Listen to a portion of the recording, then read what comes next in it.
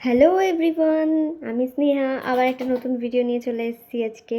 আর আজকে আমি যাব হসপিটালে, মানে আজকে আমার আবার চেক আপ আছে, ডক্টরের কাছে যেতে হবে দেখাতে। তো যাই হোক, আমার এত গরম লাগছে, কিছু ইচ্ছেই হচ্ছে না কোথাও বেরোতে, কিন্তু কিছু করার নেই, যেতেই হবে। যাই হোক, আমি একটা মিনিমালিস্টের একটা ফেস ওয়াশ নিয়ে নিয়েছি, আর এই ফেস ওয়াশটা আমার খুব ভালো শ্যুট করে। তো আমি এর জন্য ইউজ করি, প্রায় 2-3 মাস ধরে ইউজ করছি। খুব ভালো একটা ফেস ওয়াশ। দেখো, আমি স্কিনটাকে ভালো করে ধুয়ে নিয়েছি জল দিয়ে। আর স্কিনটা কতটা গ্লোয়িং মানে দেখাচ্ছে আমার, মানে সত্যি বলছি, ক্যামেরার সামনেও যদি আমার স্কিনটা তোমরা দেখতে না, প্রচুর গ্লোয়িং দেখাচ্ছে। কদিন ধরে আমি এটা ইউজ করছি, সত্যি খুব ভালো একটা প্রোডাক্ট। তো যাই হোক, চলো আমি এখন রেডি হয়ে নিই।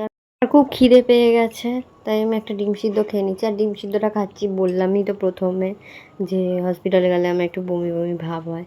তো যাই হোক, চলো আমি রেডি হয়ে বেরিয়ে পড়েছি। কাজে যাচ্ছিল, ওকে বললাম আমি একটু আমাকে ছেড়ে দিয়ে আসতে। মা মেট্রো স্টেশনে দাঁড়িয়ে আছে, আমাকে শুধু মেট্রো অবধি ছেড়ে দিয়ে এলেই হবে। তো ওখান থেকে আমি মেট্রো করে যাব। যাই হোক, এত রোদে না হেঁটে হেঁটে যেতে প্রচুর কষ্ট হয়। মা অবশ্য হেঁটে গেছে, কিছু করার নেই, আগে বেরিয়েছে, বেরিয়ে এখান থেকে একটুখানি হেঁটে চলে গেছে, আর আমি ওর সাথেই চলে যাচ্ছিলাম। তারপর আমি মেট্রো স্টেশনে চলে এলাম, মা টিকিট কেটে নিল।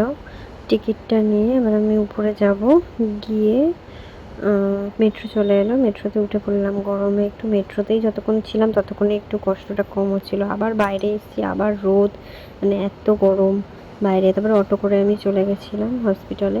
তো আজকে আমার বেশিক্ষণ লাগবে না, যদিও বা আমি জাস্ট চেক আপে যাচ্ছি, আর কিছুই না। যদি ওই টিকিট কাউন্টারে লাইন থাকে, তাহলেই, লাইন ছিল না তো আমার তাড়াতাড়ি হয়ে গেছিলো, আমি বাড়ি চলে এসেছিলাম। আসার পরে ভাত খেয়ে নিচ্ছিলাম। আজকে মা হসপিটালে যাবে বলেই অল্প কিছু রান্না করেছিল, একটু ডাল সিদ্ধ করেছিল সকালবেলা উঠে, আর একটু ডিম ভেজে দিয়েছিল এসে পরে। ডিম ভাজা দিয়ে ডাল সিদ্ধ আর একটু লঙ্কা দিয়ে।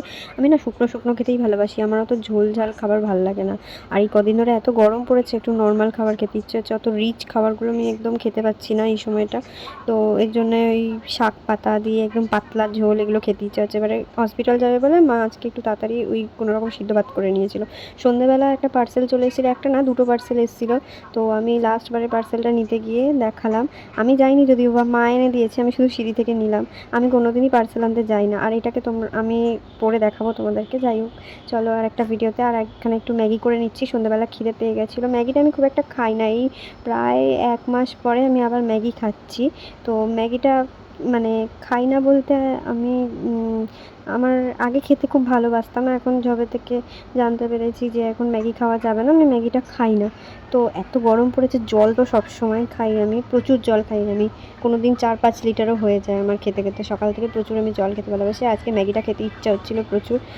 দেন আজকে একটু ফুচকা খেতেও ইচ্ছে হচ্ছিলো। মা গড়িয়া স্টেশন গেছিলো, তো বলেছিলাম একটু ফুচকা আনতে। আর কদিন ধরে না ফুচকা খাচ্ছি, তেঁতুল টকটা না আমার একদমই সহ্য হচ্ছে না, জানো তো, মানে খেলেই বমি হয়ে যাচ্ছে। তো এর জন্য আজকে প্রচুর খেতে ইচ্ছে হচ্ছে, অনেক দিন খাইনি। এর জন্য একটা গ্যাসের ওষুধ আর একটা বমির ওষুধ খেয়ে নিলাম আগে ফুচকা খাওয়ার আগে। কারণ ওই ফুচকা খাওয়ার পরে একটা ঢেকুর ওঠে, এত বাজে মানে একটা গন্ধ লাগছে। ওই তেঁতুল জলটা খেতে ইচ্ছা হচ্ছে, কিন্তু খাওয়ার পরে একদম সহ্য হচ্ছে না, বমি হয়ে যাচ্ছে কদিন ধরে। জানি না আজকে কী হবে। তো তার আগেই আমি একটা বমির ওষুধ খেয়ে নিলাম, গ্যাসের ওষুধও খেয়ে নিলাম। আজকে যেহেতু ম্যাগিটা খেয়েছি আর খেতে ইচ্ছে হচ্ছিলো, কী করব। তারপরে আমার ফুচকা চলে এসেছিলো, আমি ফুচকা খেয়ে নিচ্ছিলাম। মা ওই 30 টাকার মতন ফুচকা এনে দিয়েছিল আমাকে। আগের দিন আমার, 2 দিন আগে আমার একটু চুরমুর খেতে ইচ্ছে হচ্ছিলো, তো চুরমুরটা খেয়েছিলাম আমি লেবুর টক দিয়ে। টক মানে তেঁতুলের টক দিয়ে খাইনি, লেবুর টক দিয়ে খেয়েছিলাম। কিন্তু তারপরেও চুরমুরটা খাওয়ার পরে আমার যেন কেমন একটা লাগছিলো। ওই আলুটা, মানে আলু দিয়ে যেহেতু হয়, তো ওই আলুটা আমি ঠিক সহ্য করতে পারছি না, ফুচকার যে একটা স্মেল লাগে। তো আজকে দেখি আবার খেতে ইচ্ছা হচ্ছে বলে তেঁতুল টকটাই নিয়ে আসতে বলেছিলাম, তেঁতুলের ইয়েটা। তো এবারে যা হবে হবে, খেয়ে তো আগে নিই। তো তারপরে খেয়ে নিচ্ছিলাম, আর খুব ভালো লাগছিলো খেতে, কিন্তু বেশি খেতে পারিনি। এখন না আমি বেশি খেতে পাচ্ছি না এই জিনিসগুলো, বিশেষ করে বাইরের জিনিস। আমি ভাত রুটিটা, মানে ঘরের খাবারটা আমি খুব ভালো খেতে পাচ্ছি, বাইরের জিনিসটা একদম অল্প করে, মানে বেশি খেতে পাচ্ছি না। 30 টাকার ফুচকার মধ্যে আমি 10 টাকার মতন খেয়েছি, খেয়ে আর মাকে দিয়ে এসেছিলাম। আর এই যে এইদিকে এনাকে দেখতে পাচ্ছ, মানে ওই ঘরে মা খাচ্ছিল ফুচকা, ওকে খেতে দিয়েছে, কিন্তু ও একটুখানি খেয়ে আর মানে প্রচুর জ্বালাতন করে। এর জন্য আমি এই ঘরে দরজা আটকে রেখেছি, কিন্তু ওখানে কখন দরজাটা খুলবো, একা একা তো খুলতে পারে না, কখন দরজাটা খুলবো এই অপেক্ষায় বসে আছে, ও বেরোবে বাইরে। ডিনার করে নিয়েছিলাম আর এখন বাজে রাত 2টোর সময় হঠাৎ আমার ক্রেভিং হচ্ছে, আমি কিছু খেতে ইচ্ছা হচ্ছে। তো তারপরে আমি ইনস্টামার্ট থেকে কিছু জিনিস অর্ডার করে নিয়েছিলাম।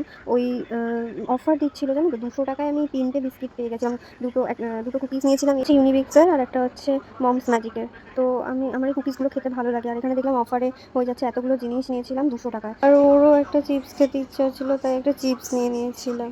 আর এই ইউনিবিক্সের কুকিজটা আমি এখন খাবো আর খেয়ে তারপরে ঘুমাতে যাব, নইলে আমার মনের মধ্যে কেমন খুঁজখুঁজ করছে। তো চলো আমি বিস্কিট খেয়ে নিই। আর আজকের ভিডিওটা এই পর্যন্তই, আবার পরের ব্লগে দেখা হচ্ছে। টাটা সবাইকে, গুড নাইট।